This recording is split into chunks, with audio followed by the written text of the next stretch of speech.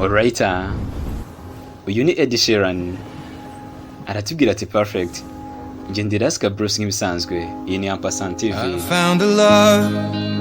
Nabonye urukundo. Urukundo runkwiriye. Darling, just dive right in.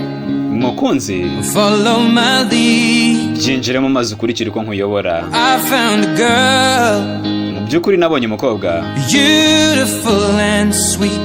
Umukobwa mwiza ndetse cyane. I never knew you were the someone. Ntabwo nari nzi ko ari we muntu wari untegereje. Kubera ko twatangiye gukundana tukiri abana. Tutazi n'ibyari byo. Rero ubu ntabwo nakureka. Ngaho mukunzi, nsoma gakeya. Umutima wawe nicyo kintu cyonyine mfite. Ndetse no mu maso yawe ndabibona ko ufite umutima wanjye. Mukunzi, nsa n'uri kubyina mu mwijima, ariko ndi kumwe nawe nkufite mu maboko yanjye. Turi kugenda twambaye ibirenge, twumva akarimbo kacu dukunda.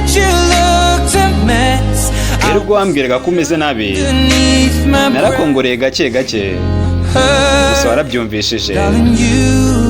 Ndakubwira nti mukunzi, uragaragara neza iri joro.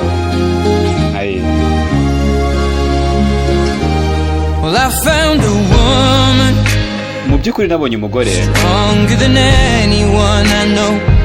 ukomeye kurusha undi muntu wese ntekereza. Arandota nanjye nkamurota, yizera ko igihe kimwe tuzabana. Nabonye urukundo, urukundo rwo kuba mfite kurusha amabanga yanjye. Urukundo uwo tuzabana maze akaba mu abana banjye. Twari tukiri abana, ariko icyo gihe twarakundanaga cyane, tukarwanya ibyo batuvugagaho byose. Rero nzi neza ko bizamera neza kuri njye nawe. Umukunzi, mfata ikiganza maze umbere umugore, nanjye nkubere umugabo. Iyo ndebye mu maso yawe mbona amahazaza hanjye. Mukunzi, nsa naho ndi kubyina mu mwijima, ariko mu mwijima ndagufite mu maboko yanjye. Turi kugenda twambaye ibirenge, twumva akarimbo kacu dukunda. Rero ubwo nakubonaga muri iriya kanzu, wari mwiza by'agatangaza, nkabona ko kuko ntagukwiriye. Ariko mukunzi, uragaragara neza iri joro.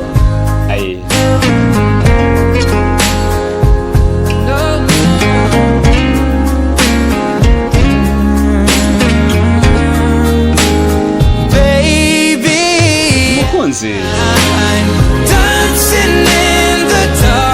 nsa naho ndi kubyina mu mwijima, ariko ndagufite mu maboko yanjye.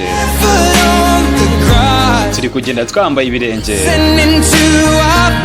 twumva akarimbo kacu dukunda. Mfite icyizere mu byo mbona,